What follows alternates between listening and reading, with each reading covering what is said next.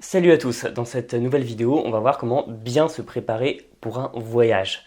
Bon, c'est une évidence absolue qu'un voyage, c'est un des meilleurs moyens d'apprendre une langue, c'est un des meilleurs moyens de se remettre à une langue ou de la perfectionner.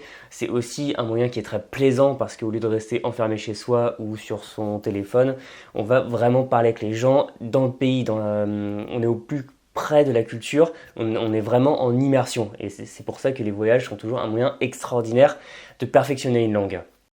Le problème, c'est qu'il faut le préparer un peu en amont. Pourquoi?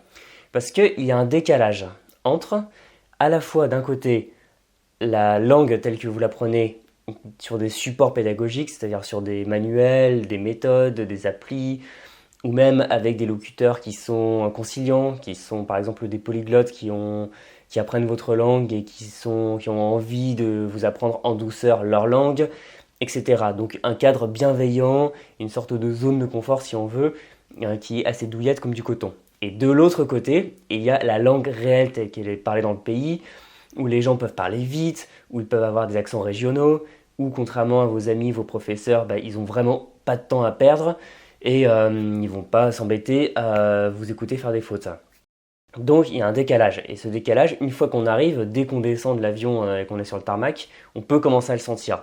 Alors moi je l'appelle le choc. Je l'appelle le choc parce que je l'ai déjà expérimenté moi-même. Il y a pas mal de gens aussi qui m'ont fait ce retour. Spontanément, je me suis rendu compte qu'on avait tous plus ou moins la même expérience. C'est que une fois qu'on est dans le pays, on se rend compte que le niveau qu'on a en langue, dans la langue finalement, il est en apparence, on a la sensation qu'il est beaucoup moins bon qu'il ne devrait l'être et on a l'impression d'être dans un premier temps totalement perdu. Et ça c'est hyper important à gérer parce que si vous ne faites pas attention à ce choc, vous allez tout simplement vous retrouver dans une situation où vous allez être démotivé, vous allez avoir l'impression d'être nul, de ne pas avoir suffisamment bien appris la langue, de ne pas arriver à suffisamment parler. Enfin, bref, vous avez l'impression d'avoir un mur en face de vous, que vous n'y arrivez pas, que le pays vous résiste, presque est hostile.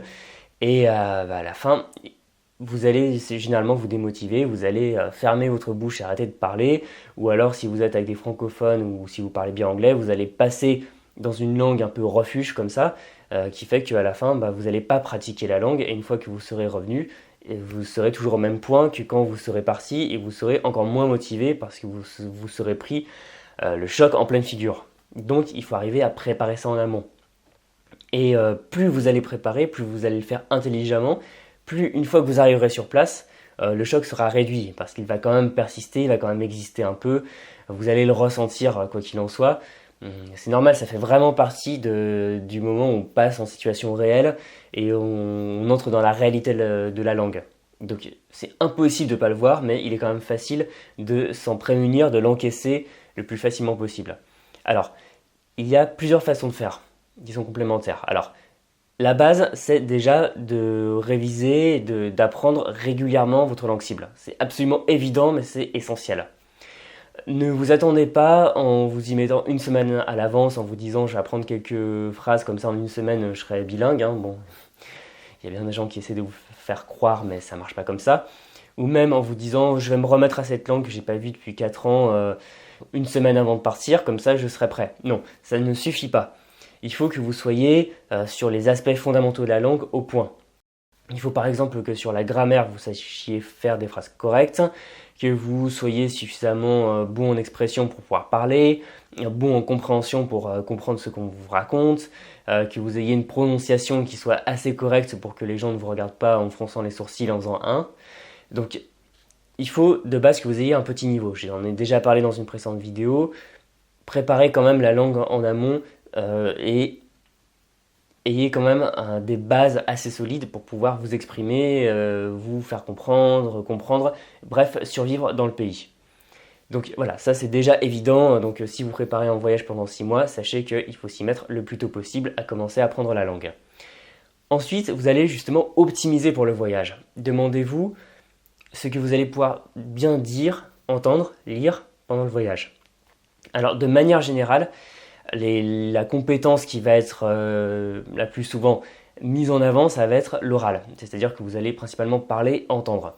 Et bon, il peut y avoir de l'écrit. Par exemple, je vais aller très bientôt au Japon et je sais qu'il y a plein de kanji pour écrire les noms de lieux. Il va falloir que je les repère. Et donc, globalement, ça va être la compréhension et l'expression orale. Donc, apprenez le vocabulaire dont vous allez avoir besoin. Donc, ça va être principalement le vocabulaire du voyage. Et même, on va aller un peu plus loin du voyage qui vous intéresse, vous. Je vais revenir très vite dessus. Alors, tout d'abord, le vocabulaire du voyage. C'est évident que si vous ne savez pas dire les choses principales qui servent dans les situations d'un séjour, vous allez être vite perdu. Donc apprenez le vocabulaire par exemple de l'avion, des transports, du train, etc. Le vocabulaire par exemple de l'hôtel, de l'hébergement, ou pour réserver par exemple un B&B ou autre. Apprenez le vocabulaire du restaurant, comme ça vous pouvez commander des plats et même être poli et bien vous faire accepter, etc. Donc pour ça, il y a plein de manières de faire. Vous pouvez par exemple regarder dans votre méthode, vos manuels, si jamais il n'y a pas déjà des pages ou des chapitres spécifiques à ça. Vous pouvez aussi prendre un guide de voyage, un guide de conversation, où généralement il y a les phrases spéciales pour le voyage. Sinon, vous pouvez aussi prendre des livres de vocabulaire spécialisés, rangés par thème, donc vous aurez souvent une thématique tourisme.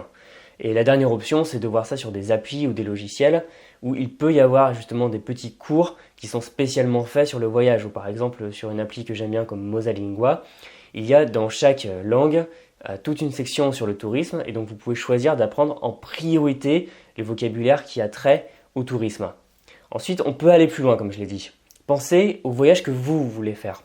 Parce que ça, c'est un écueil dans lequel on peut vite tomber, c'est que si vous voulez faire des choses qui sortent un petit peu des sentiers battus, parce que les guides de vocabulaire ou autres ont du vocabulaire très générique, il faut le prévoir aussi. Par exemple, je ne sais pas, si vous voulez faire du parachute sur place, pensez à tout le vocabulaire du parachute pour pouvoir vous expliquer un petit peu avec les gens auxquels vous aurez affaire. Et voilà, si vous allez dans des lieux précis, apprenez leur nom, apprenez à reconnaître leur nom si c'est écrit dans un autre alphabet. Si vous avez, par exemple, si vous voyagez, je sais pas, pardon, chez l'habitant plutôt qu'à l'hôtel, apprenez du vocabulaire qui va être un peu différent. Bref, pensez à tout ce que vous voulez faire, posez-vous la question et demandez-vous, est-ce que je sais le dire? Donc si vous ne savez pas le dire, ça vous fait exactement tout le vocabulaire que vous avez à apprendre. Et pensez même à vos précédents voyages. Qu'est-ce qui, dans vos précédents voyages, même dans un autre pays, même avec une autre langue, a pu vous bloquer? Quelles sont les situations auxquelles vous ne vous attendiez pas et auxquelles vous n'avez pas pu faire face, vous avez dû chercher dans le dictionnaire ou parler avec les mains? Et là, vous pourrez préparer ça en avance. Comme ça, vous aurez tout un bagage, une sorte de petit portfolio de vocabulaire que vous pourrez même noter avant et réutiliser une fois sur place. Ensuite, autre étape, c'est d'arriver à être au point sur l'expression. Parce que si vous avez ce vocabulaire en tête, mais que vous n'arrivez pas à le ressortir du tac au tac, comme ça en claquant des doigts, les gens en face de vous n'auront pas le temps de vous écouter. Par exemple, si vous voulez commander un cocktail spécial à un serveur qui est sollicité de tous les côtés, et que vous prenez le temps de parler comme ça, de chercher vos mots, il n'aura jamais le temps de vous écouter. Il va juste, au bout d'un moment, vous ignorer ou passer à l'anglais ou autre. Et donc il faut arriver à parler vite. Donc pour ça, soyez vraiment au point sur ce vocabulaire et sachez faire des phrases avec. Donc il y a un exercice qui marche bien, c'est de faire de l'autoconversation. Donc en fait, toutes les phrases types que vous aurez notées, vous pourrez vous entraîner à les répéter très vite. Comme ça, au bout de la 5e, 10e fois, vous saurez faire des phrases par cœur comme ça et vous saurez très vite les ressortir. Et aussi, n'hésitez pas à faire de l'écoute sur des situations liées au voyage, comme ça vous serez sûr de comprendre ce qu'on vous répond. Parce que si vous posez une question, que vous la posez parfaitement, c'est une chose, mais si vous recevez une réponse, mais que vous ne comprenez absolument rien, c'est dommage.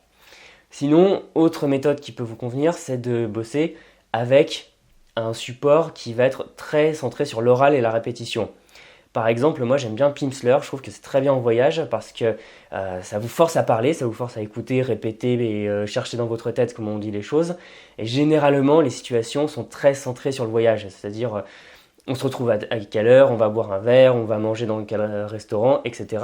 Donc ça, c'est des phrases, si vous arrivez à les dire comme ça par la pratique, grâce à cette méthode ou une autre, vous arriverez très facilement à les ressortir une fois dans le pays.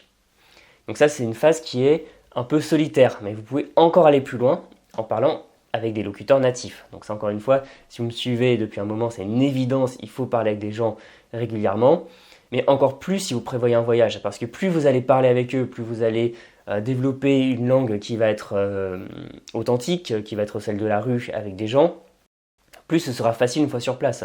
Alors que si vous êtes dans une phase silencieuse ou au moins solitaire, même si vous parlez tout seul, quand vous serez face à des gens, vous allez être vite démuni. Alors que plus vous préparez ça en amont, plus vous allez parler avec vos amis locuteurs natifs, plus ce sera facile. Et ce que je vous recommande, c'est si vous n'en avez pas déjà, c'est de chercher des interlocuteurs qui sont dans les endroits où vous allez aller. Comme ça, vous pouvez vous habituer à leur accent, vous pouvez même leur demander que trouver dans leur ville, pardon. Vous pourrez aussi pratiquer, ça c'est très important. N'hésitez pas à faire un peu des petits jeux de rôle, c'est-à-dire vous dites qu'est-ce qu'on dit au restaurant, est-ce que ça, si je le dis bien, attends, si toi t'es le serveur, si je te dis ça marche bien. Et ça c'est pas mal parce que ça permet aussi non seulement de vérifier votre vocabulaire, mais de lever certaines ambiguïtés, lever certains doutes. Par exemple, je cherchais un moment en japonais, comment dire, l'addition s'il vous plaît, et j'avais plusieurs possibilités. Si vous parlez japonais, le mot ce sera soit kaike, soit kanjo. Et finalement, on m'a dit que kaike est un peu plus courant et que c'est mieux de dire o kaike onegai shimasu. Voilà, donc ça, c'est des choses que j'aurais pas pu savoir sans parler avec des gens. Et encore plus, l'intérêt, si vous rencontrez des personnes qui sont sur place en amont, vous pourrez les retrouver, pourquoi pas. Si c'est des amis, honnêtement, il n'y a rien de plus plaisant que d'arriver dans un pays, retrouver les gens avec qui vous avez parlé sur Internet, et là, ils vont pouvoir vous faire découvrir des endroits en dehors des sentiers battus, par exemple des petits restaurants, des bars pas très connus, des très beaux lieux où il y a peu de touristes, etc. Donc ça, vous voyez, en fait, c'est vraiment toute une étape, c'est-à-dire avoir les bases de la langue, donc être au point sur la grammaire, la prononciation, etc. Apprendre du vocabulaire qui va vous servir, et même vous demander quel vocabulaire va vraiment vous servir, comme ça vous serez au point là-dessus. Vous entraînez à répéter pour être le plus à l'aise possible, et enfin parler beaucoup avec des gens et préparer ça à l'oral. Comme ça, une fois que vous serez sur place, vous aurez fait toute la transition et la pratique sur place en immersion ne sera finalement que la résultante naturelle de tout le travail que vous aurez fait. Et donc le choc sera présent pendant un jour ou deux, mais très vite vous allez prendre le pli, vous n'allez pas vous démotiver, vous n'allez pas avoir peur de parler. Et grâce à ça, vous allez en plus parler plus facilement parce que les gens vont être étonnés que vous parliez leur langue, bon, sauf si vous allez dans un pays anglophone.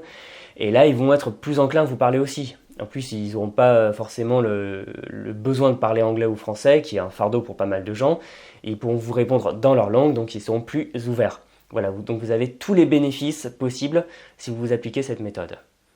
Voilà, donc là vous êtes prêt à partir, donc honnêtement faites ça, n'hésitez pas d'ailleurs si vous pouvez à voyager seul ou vraiment en tout petit groupe, comme ça vous pourrez parler le plus possible, parce que sinon vous allez parler que français. Et voilà, éclatez-vous, parlez beaucoup, et une fois que vous serez revenu, vous aurez fait d'énormes progrès. Je voulais vous proposer quelque chose, vu que je vais moi-même partir en voyage, je voulais vous faire un petit cadeau et ça va vous aider aussi si vous souhaitez préparer un voyage. Je vous ai préparé un pack de 2 formations, donc 2 formations qui existaient déjà, qui sont Langues et voyages, donc ça c'est évident, c'est la formation qui va vous aider à préparer un séjour linguistique sur mesure de A à Z, sans passer par une entreprise qui va vous facturer ça 2000, 3000 euros. Donc vous avez toute la méthode pour préparer votre voyage, faire un budget, économiser beaucoup d'argent sans vous priver, que ce soit sur le transport, l'hébergement, la nourriture, et aussi bien sûr tout l'aspect linguistique, comment vous préparer, comment pratiquer une fois sur place et comment réintégrer tout ça une fois que vous serez rentré, comme ça vous aurez beaucoup progressé, ce sera votre séjour linguistique personnel. Et aussi pour préparer justement toute la facette orale qui est hyper importante avant un voyage, je vous ai mis aussi ma formation Conversation efficace, donc qui vous aidera à rencontrer des locuteurs natifs, que ce soit sur place ou sur internet, et à préparer vraiment vos séances de conversation pour en faire des exercices vraiment ciblés et hyper efficaces pour gagner en aisance à l'oral et vraiment apprendre une langue plus naturelle. Donc je vous ai mis ce pack qui est disponible jusqu'à ce dimanche 13, je vais regarder, c'est dimanche 13 mai à minuit, et donc je vous le fais 2 pour le prix d'une si on veut. Donc si ça vous intéresse, si ces formations vous inspirent, vous pouvez regarder le lien dans la description. Si vous allez partir en voyage très bientôt, je vous souhaite bon voyage et amusez-vous dans le pays avec la langue que vous apprenez. Salut!